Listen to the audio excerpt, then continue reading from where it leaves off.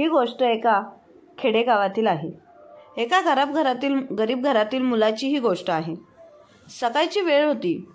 सकाळचे साधारण 9:30 झाले होते. महाराष्ट्रातील एका छोट्याशा रेल्वे स्थानकावरच्या एका कोपऱ्यात एक साधा पण मनमिळावू मुलगा आर्यन आपल्या लहानच्या चहाच्या टपरीवर उभा होता. तो प्रेमळ हसत प्रवाशांना गरमागरम चहा देत होता. आर्यनच्या चेहऱ्यावरचं ते निरागस हास्य थकलेल्या प्रत्येक प्रवाशाला काही क्षणांसाठी जगण्याची नवी उमेद देत होतं. तेवढ्या स्टेशनच्या बाहेर एक झगमगती कार येऊन उभी राहिली. त्यातून एक मुलगी उतरली. तिचं नाव अन्वी. ती दिसायला अगदी एखाद्या चित्रपटातील नायिकेसारखी दिखणी होती. ती हळूहळू हालचाल आर्यनच्या चहाच्या टपरीकडे आली. काही क्षण आर्यनकडे शांतपणे पाहत राहिली आणि मग हलकसं हसत म्हणाली, "सर, एक चहा मिळेल का?" आर्यनने आपुलकीने तिच्याकडे चहा दिला. अन्वीचा पहिला घोट घेताच तिच्या डोळ्यात एक वेगळी चमक निर्माण झाली. चहा पीत पीत ती आर्यनशी बोलू लागली.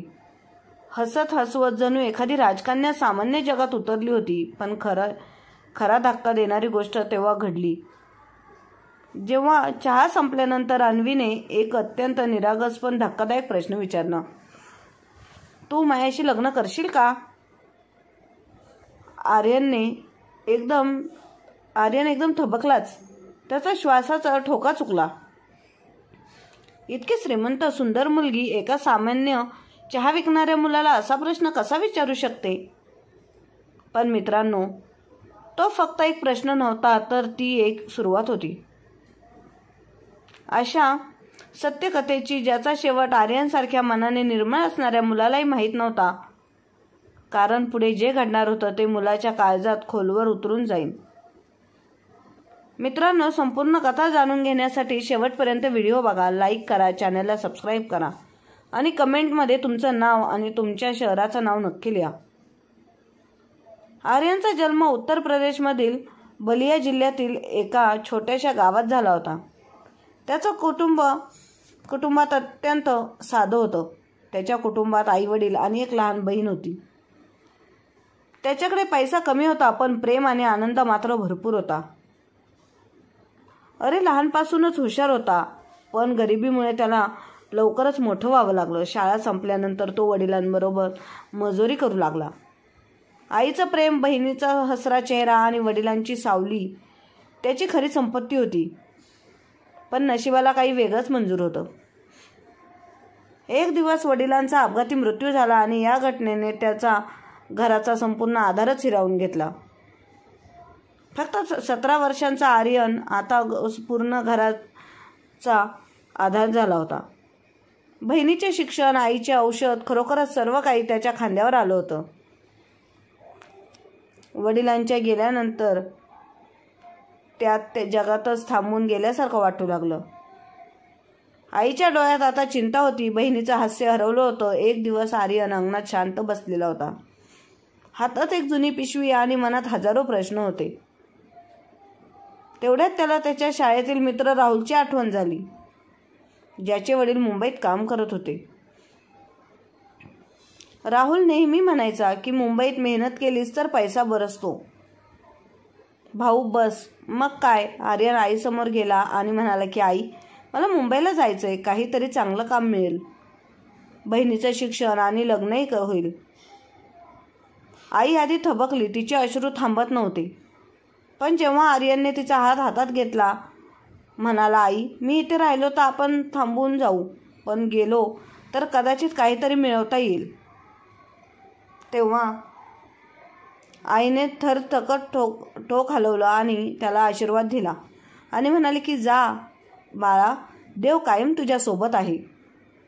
दुसऱ्या दिवशी आर्यनने आपल्या फाटलेल्या बॅगेत 2 जोड कपडे ठेवले आणि आईच्या हाताचा प्रसाद घेतला आणि अश्रूंनी भरलेल्या डोळ्याने गावाच्या वाटेवरून पायवाटे मुंबईकडे जायला निघाला. तीच मुंबई जिला सर्वजण स्वप्नांची नगरी म्हणतात. अशी मुंबई जिथे प्रत्येक जण काहीतरी बनवण्याचा स्वप्न घेऊन येतो, पण यश त्यालाच मिळतं जो कधी हार मानत रेल्वे स्थानकावर पाय ठेवल्यावर आर्यनला वाटलं की तो एखाद्याच वेगळ्याच जगात आलाय. कारण त्या शहरात सगळीकडे गर्दी, कोलाहल, उंच इमारती आणि प्रत्येक चेहरा गोंधळलेला होता. राहुलच्या वडिलांनी त्याला उचललं आणि एका वर्कशॉपमध्ये नेलं जिथे चपलांची शिलाई व्हायची. काम खूप कठीण होतं. तासनतास उभं राहावं लागायचं. हाताला फोड येत असत, पण आर्यनला त्याचं स्वप्न पूर्ण करायचं होतं. दिवसा वर्कशॉपमध्ये राबायचा आणि रात्री रेल्वे स्टेशनच्या जवळच्या माधवबाबांच्या छोट्या चहाच्या दुकानात त्यांना मदत करायचा.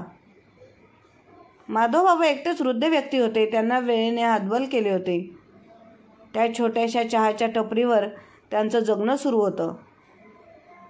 आर्यनची निरागसता आणि मेहनत पाहून त्यांनी त्याला आपलं म्हणलं. त्याला म्हणाले की बाळा, तूच माझा आधार आहेस. आजपासून दुकानही तुझंच आणि या दुकानाची सर्व जबाबदारी तुझीच आहे. दिवस सरत गेले. आर्यनने दोन्हीकडे मेहनत केली आणि काही महिन्यातच त्याने गावाकडे पैसे पाठवायला सुरुवात केली, जेणेकरून आईला पुन्हा मजुरीसाठी घराबाहेर जावं लागू नये आणि बहिणीचे शिक्षण सुरळीत चालावं. आणि मग एक दिवस गावाकडून चिठ्ठी आली की प्रियंका बहिणीसाठी चांगलं स्थळ आलं होतं. आर्यन आनंदाने हरकून गेला. त्याने आपल्या कष्टाचे सारे पैसे एकत्र केले, चहा विक्रीतून जमवलेली बचत उचलली आणि गावाकडे परत निघाला. आईच्या चेहऱ्यावर तर हास्य होतं, आणि बहिणीच्या हातावर मेहंदी लावली होती. लग्न मोठ्या धूमधडाक्यात पार पडलं. सगळं गाव पाहतच राहिलं की तोच आर्यन आहे का जो कधी काय लाचार आणि हताश वाटायचा. आज त्याने त्याच्या आईने मिळून आपल्या बहिणीचे आयुष्य उजाळून टाकलं होतं. मग सगळं काही आटोपल्यावर आर्यनला जाणवलं की गावात आता त्याचं मन लागत नव्हतं. त्याला पुन्हा तीच हाक ऐकू आली, तीच मुंबईची गर्दी, चहाचा सुगंध आणि माधवबाबांचा हसरा चेहरा. त्याने आईचे पाय धरले आणि म्हणाला, आई, मला पुन्हा एकदा माझं स्वप्न पूर्ण करण्यासाठी जावं लागेल. माझ्या स्वप्नांना पंख द्यायचे आहेत. आईने भरलेल्या डोळ्याने आशीर्वाद दिला. जा बेटा, तुझं नाव झेंडा रोव. देव तुझ्यासोबत कायम आहे. यावेळी आर्यनने ठरवलं होतं की आता फक्त आयुष्य जगायचे नाही तर ते घडवायचं. मुंबईला परतल्यानंतर त्याने पूर्ण लक्ष माधवबाबांच्या चहाच्या टपरीवर केंद्रित केलं. दिवसभर मेहनत करून ग्राहकाचा चहा विकत आणि रात्री दुकानाचे हिशोब स्वतः करत होता. आता ती टपरी त्याच्या स्वतःचीच झाली होती. माधवबाबांनी निस्वार्थपणे ती त्याला दिली होती आणि आर्यननी त्यांना वडिलांसारखं मानून त्यांची सेवा करत असायचा. आर्यनचं जीवन आता एका सरळ रेशमसारखं झालं होतं. आज साधक, सुस्पष्टपणे, मनापासून समृद्ध तो आपल्या छोट्याशा स्वप्नामध्ये सुखी होता. त्याला फक्त एक चांगला मुलगा व्हायचं आणि आपल्या आईसाठी एक छोटंसं स्वप्नातलं जग निर्माण करायचं होतं. पण नशिबाने त्याच्या झोळीत काही वेगळंच लिहिलं होतं. एकदा श्रावण महिन्यात पहिल्यांदा जोरदार पाऊस पडत होता. संपूर्ण स्टेशन ओलं झालं होतं.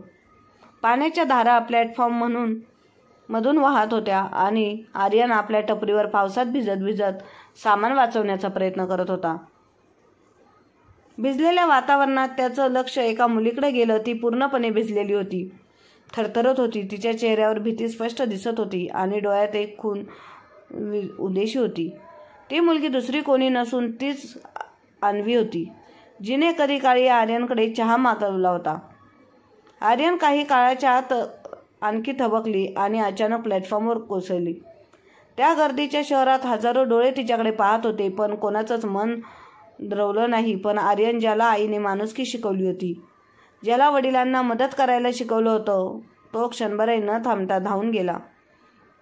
पावसात भिजत त्याने अन्वीला आपल्या खुशीत घेतलं. तिचं नाजूक शरीर थरथरत होतं, ओठ निळसर झाले होते. आजूबाजूच्या लोकांकडून मदत मागितली, पण कोणीही थांबलं नाही. कोणी आपल्या गारटलेल्या खिशांची काळजी करत होतं, तर कोणी आजारी पडण्याच्या भीतीने वळून निघून आले होते. पण आर्यनने मात्र हार मानली नाही. ओले कपडे थरथरत होते. हात आणि दृढ निश्चय घेऊन त्याने एक ॲटो थांबवली आणि जवळच्या हॉस्पिटलमध्ये गेला. डॉक्टर लगेच पैसे मागितले. आर्यनने क्षणाचाही विचार न करता त्याच्या आईसाठी पाठवण्यासाठी साठवलेले सर्व पैसे काढून त्याने दवाखान्यात दिले. त्याच्यासाठी ती मुलगी वाचवणे हे सर्वात महत्त्वाचं होतं. डॉक्टरांनी उपचार सुरू केले. आर्यन भिजलेल्या अंगाने दमलेला पण अंतःकरणाने प्रार्थना करत बसून राहिला. काही डॉक्टर बाहेर आले आणि हसत म्हणाले, आता चिंता करण्यासारखं काही नाही, मुलगी आता धोक्याबाहेर आहे. आर्यनने सुस्कारा टाकला आणि त्यानंतर डॉक्टरांनी सांगितले की ती मुलगी अन्वी म्हणजे प्रसिद्ध उद्योगपती प्रशांत मेहरा यांची एकुलती एक मुलगी आहे. पावसात किंवा भर पाण्यात तिला अशा झटक्यांचे दौरे येतात कारण एका जुन्या अपघाताने तिचं आयुष्य उद्ध्वस्त केलं होतं. आर्यनने हे सगळे शांतपणे ऐकलं आणि डॉक्टर त्यांना नम्रतेने म्हणाला, डॉक्टर साहेब, आता तुम्ही सांभाळा, मला दुकानावर जायचे. कसलाही मोबदला किंवा ओळख मिळवण्याच्या अपेक्षेशिवाय तो पुन्हा पावसात भिजत आपल्या चहाच्या टपरीकडे निघाला. त्याच्यासाठी कोणाचं प्राण वाचवणं हाच सर्वात मोठा मोबदला होता. हॉस्पिटलमध्ये जेव्हा अन्वीला शुद्ध आली तेव्हा तिला सगळ्यात आधी आठवलं तो आवाज म्हणजे रोको, साप ठीक हो जाएगा. जेव्हा तिला कळलं की त्या चहा विक्रेत्याने तिचं प्राण वाचवलं होतं तेव्हा तिच्या डोळ्यात अश्रू आले. त्या दिवशी तिच्या मनात एक अनखळ भावना निर्माण झाली. तिला समजली न जगाला कधी समजेल. अन्वी ही गोष्ट आपल्या वडिलांना प्रशांत मेहरा यांना सांगितली. प्रथम ते अचंबित झाले. त्यांची एकुलती एक मुलगी आणि एक सामान्य चहा विक्रेता. पण जेव्हा त्यांनी अन्वीच्या डोळ्यात खऱ्या प्रेमाची झलक पाहिली आणि आर्यनबद्दल सगळं ऐकलं तेव्हा त्यांची प्रामाणिकता, त्यांचे माणुसकीने भरलेले हृदय पाहून ते भारावले. तेव्हा त्यांनी देवाचे आभार मानले की त्यांच्या मुलीला एका खऱ्या अर्थाने संपत्ती मिळाली आहे. प्रशांतजींनी कोणालाही कोणताही आडवता न घातला नाही. ते म्हणाले, जर आर्यन तुला खरं प्रेम आणि सुख देऊ शकत असेल तर माझ्यासाठी त्याहून मोठी गोष्ट नाही. आर्यनची आई जेव्हा ही बातमी ऐकते तेव्हा तिच्या डोळ्यातून आनंदाश्रू पाझर फुटतो. ती गावातील आई जिला कधी काळी आपल्या पोराला मजुरीसाठी शहरात पाठवावं लागलं होतं, आज ती करोडपती जावयाची सासू बनणार होती.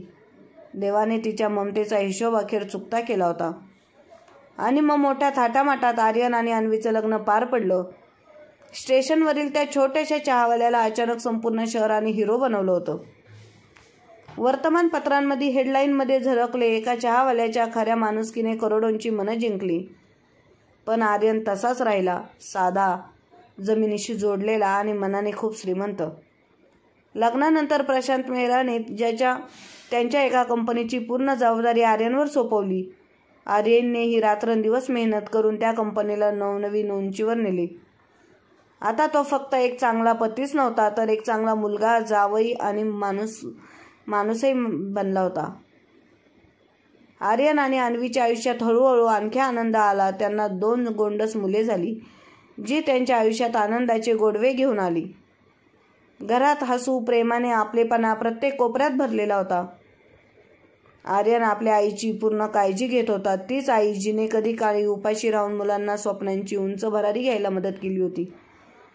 ती आता शांत मनाने आपल्या नातवंडांना गोष्ट सांगत सायंकाळ घालवत होती.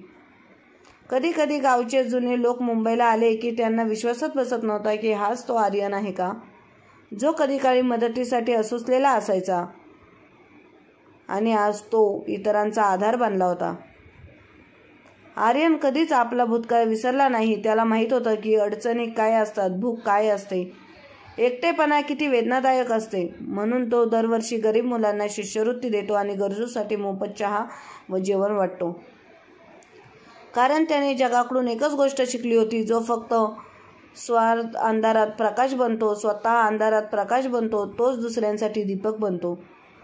आजही जेव्हा पावसाचे पहिले थेंब जमिनीवर पडतात तेव्हा आर्यन आणि अन्वी दोघे हसत हसत त्या जुन्या रेल्वे स्टेशनकडे पाहतात, जिथे एका चाकच्या कपाने 2 हृदयांना कायमच जोडून टाकलं होतं. मित्रांनो, कधीही कुणाची मदत करताना मागे पुढे पाहू नका, कारण तुम्हाला माहीत नाही तुमची एक छोटीशी कृपा कुणाचं संपूर्ण आयुष्य बदलू शकते. आणि तुमचाही आता प्रश्न तुमच्यासाठी, जर तुम्ही आर्यनच्या जागी असतात तर एखाद्या अनोळखी व्यक्तीची निस्वार्थपणे मदत केली असती का? आणि अन्वी आणि तिचे वडील प्रशांत मेहरा त्यांच्याबद्दल तुमचं काय मत आहे? कृपया खाली कमेंटमध्ये नक्की लिहा, कारण तुमच्या उत्तरातूनच कळेल की आजच्या कलियुग जगात माणुसकी किती शिल्लक आहे. कमेंट करून नक्की कळवा. आणि आजचा व्हिडिओ कथा आवडली असेल तर लाईक, शेअर, सबस्क्राईब नक्की करा. धन्यवाद.